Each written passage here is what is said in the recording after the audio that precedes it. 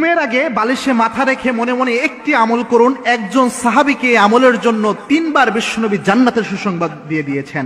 মনে রাখবেন, ঘুমের আগে মনে মনে এই আমলটি করা যায়। এই আমলটি যদি আমরা করতে পারি, আল্লাহ রাব্বুল আলামিন জান্নাতের সুসংবাদ দিয়েছেন এই আমলের কারণে 3 বার বিশ্বনবীর মাধ্যমে। সুতরাং এই আমলটি অনেক বেশি গুরুত্বপূর্ণ। এই আমলগুলো আমরা অনেক সময় সিনসিয়ারলি করি না, যার কারণে এর ফাদিলা থেকে আমরা বঞ্চিত হই। মনে রাখবেন, সাহাবে کرام তাদের জীবনকে সাজাতেন আমলের মাধ্যমে। এই আমল দিয়ে যদি আমরা জীবন সাজাতে পারি, আল্লাহ রাব্বুল আলামিন আমাদের জীবনকে বারাকা দিয়ে ভরপুর করে দিবেন। আমরা যদিও এটা অনেক সিনসিয়ারলি নেই না। এই আমলটি আল্লাহর হাবিব সাল্লাল্লাহু আলাইহি ওয়াসাল্লাম থেকে এসেছে। একদা আল্লাহর হাবিব সাল্লাল্লাহু আলাইহি ওয়াসাল্লাম একটা দার্সের মতো করে এইভাবে বসেছিলেন, সাহাবা একরামের সামনে আলোচনা করছিলেন। আল্লাহর হাবিব বললেন, এই মুহূর্তে যে সাহাবী দার্সে উপস্থিত হবে, মসজিদে নববীতে উপস্থিত হবে, ওই সাহাবী জান্নাতি। সাহাবা একরাম লক্ষ্য করলেন, একজন সাহাবী উপস্থিত হলেন। দ্বিতীয় দিন আল্লাহর হাবিব আবার বললেন, এখন যে ব্যক্তি উপস্থিত হবে সেই ব্যক্তি জান্নাতি।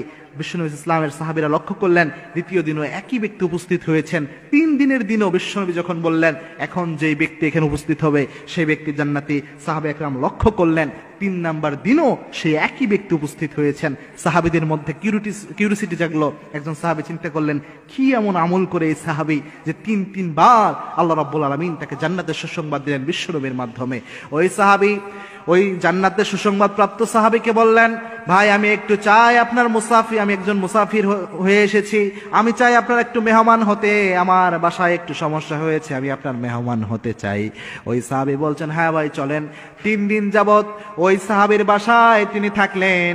তিনি দেখলেন অন্যান্য সাহাবীরা যেমন রাতের বেলায় তাসবিহ তাহলিল করে, ওই সাহাবী ওই কাজটা করে। অন্যান্য সাহাবীরা যেভাবে তাহাজ্জুদের নামাজ পড়ে, এই সাহাবী একই তাহাজ্জুদের নামাজ পড়ে। অন্যান্য সাহাবীরা যে আমলগুলো করে, এই সাহাবী একই আমল করে।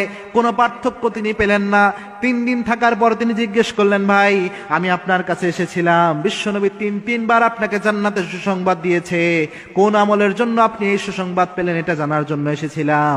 আমি বুঝতে পারলাম না কোন আমলে আপনার এত বারাকা আল্লাহ দিলেন। ওই সাহাবী বলছেন যে, ভাই আমি তো স্পেশাল কোনো আমল করি না, আমার জানা মতে কোনো স্পেশাল আমল আমার নাই।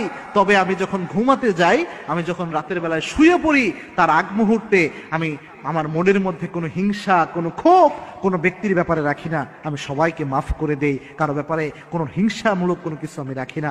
এ হতে পারে এই আমলটার জন্য আল্লাহ রাব্বুল আলামিন আমাকে এই বারাকা দান করে দিয়েছেন। মনে রাখবেন প্রিয় ভাই, রাতের বেলায় আপনি যখন শুতে যাচ্ছেন, সকালে যে আপনি ঘুম থেকে উঠবেন এর তো কোনো গ্যারান্টি নাই। যে মানুষরা আপনাকে কষ্ট দিয়েছে তার ব্যাপারে যদি আপনি হিংসা, ক্ষোভ মনের মধ্যে রেখে দেন, কোনো মানুষের ভালো দেখলে আপনার মনে যদি হিংসা চলে আসে, এটা নিয়ে যদি আপনি মারা যান, আল্লাহ চাইলে, বিশ্বনবীর হাদিসে বলেছেন, কোনো ব্যক্তির মধ্যে হিংসা অহংকার থাকলে ওই ব্যক্তি সহজে জান্নাতে যেতে পারবে না। সুতরাং উচিত হচ্ছে ঘুমের আগে, এটা মনে মনেই করা যায়, মনে মনে মানুষের ব্যাপারে